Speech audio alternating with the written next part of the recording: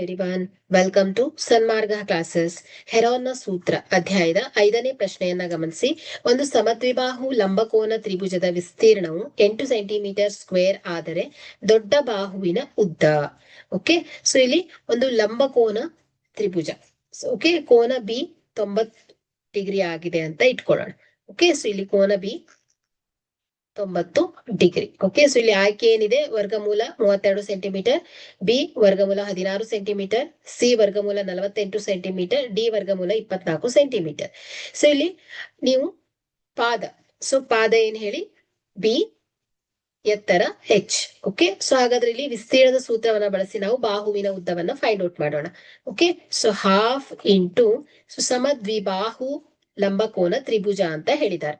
Okay, so ಉಳಿದೆರಡು ಬಾಹುಗಳು ಸಮನಾಗಿರುತ್ತೆ. ಸೊ ಹಾಗಾದ್ರೆ ಇಲ್ಲಿ 1/2 x into x is equal to ವಿಸ್ತೀರ್ಣ ಎಷ್ಟು? 8 ಸೆಂಟಿಮೀಟರ್. ಓಕೆ, ಹಾಗಾದ್ರೆ ಇದನ್ನ ಸಿಂಪ್ಲಿಫೈ ಮಾಡಿ 16 is equal to x square ಆಗುತ್ತೆ. So x is equal to square root of 16, so is equal to 4 centimetre ಬರುತ್ತೆ.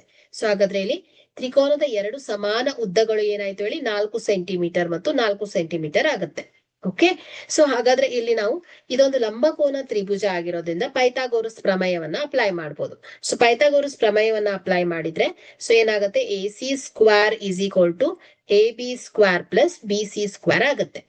ಓಕೆ, ಸೊ ಹಾಗಾದ್ರೆ ಇಲ್ಲಿ A C square is equal to A B, ಉಳಿದ ಬಾಹುಗಳ ಉದ್ದ ಏನು? 4 ಸೆಂಟಿಮೀಟರ್ ಪ್ಲಸ್ 4 ಸೆಂಟಿಮೀಟರ್. ಸೊ ಇದು 4 16 plus 16, so is equal to 32 ಆಗುತ್ತೆ.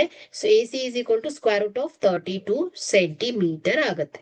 Okay, so ಹಾಗಾದ್ರೆ ಕೊಟ್ಟಿರುವಂತಹ ಆಯ್ಕೆಯಲ್ಲಿ ದೊಡ್ಡ ಬಾಹುವಿನ ಉದ್ದ ಏನಾಗುತ್ತೆ ಹೇಳಿ? ವರ್ಗಮೂಲ 32 ಸೆಂಟಿಮೀಟರ್ ಆಗತ್ತೆ. ಸೊ ಹಾಗಾಗಿ ಇಲ್ಲಿ ಎ ಆಯ್ಕೆ ಸರಿಯಾಗಿದೆ. Thank you.